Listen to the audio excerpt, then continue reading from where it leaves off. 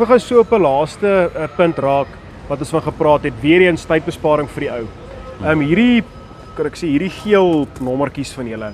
Vat my daardeur en vertel vir my hoe dit en julle registrasies wat julle vooraf doen terwyl die drones in storage is, tyd kan spaar vir die ou as hy môre drones.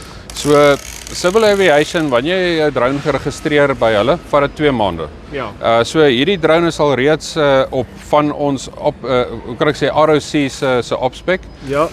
En ons maak seker dat ons van daai drones reeds registreer onder daai ROC. So hierdie drone spesifiek het klaar sy fireplates op, hy het klaar sy registrasienommers op. So soos hy hier is hy reeds reg om onder daai ROC se besigheid te deploy. Jy weet, so as ons 'n kontrakteur het wat nou besluit hy wil 'n drone vervang en hy moet 2 maande wag, dan stel hy nie belang nie.